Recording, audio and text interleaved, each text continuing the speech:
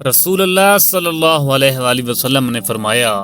کہ جب تم میں سے کوئی وضو کرے تو اسے چاہیے کہ اپنی ناک میں پانی دے، پھر اسے صاف کرے، اور جو شخص پتھروں سے استنجا کرے اسے چاہیے کہ بے جوڑ عدد یعنی 1 یا 3 سے استنجا کرے،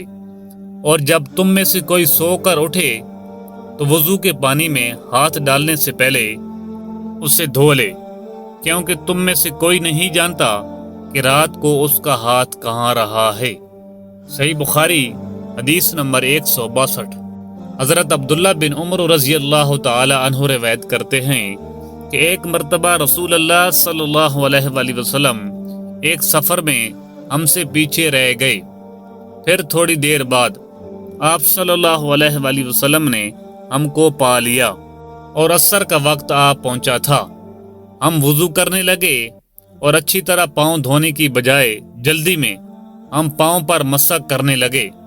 آپ صلی اللہ علیہ وآلہ وسلم نے فرمایا، ایڑیوں کے لیے آگ کا عذاب ہے، 2 مرتبہ یا 3 مرتبہ فرمایا۔ صحیح بخاری حدیث نمبر 163۔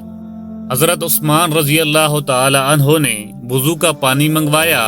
اور اپنے دونوں ہاتھوں پر برتن سے پانی لے کر ڈالا، پھر دونوں ہاتھوں کو 3 دفعہ دھویا،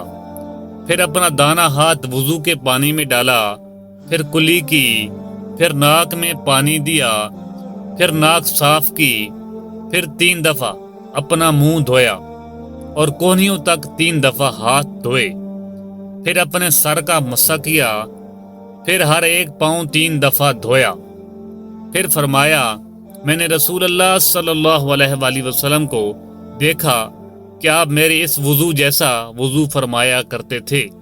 اور آپ صلی اللہ علیہ وآلہ وسلم نے فرمایا کہ جو شخص میرے اس وضو جیسا وضو کرے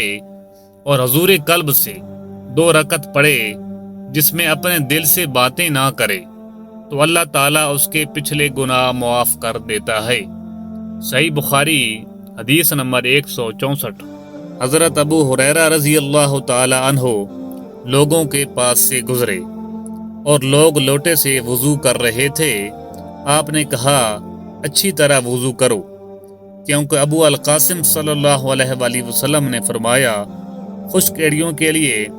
آگ کا عذاب ہے۔ صحیح بخاری حدیث نمبر 165۔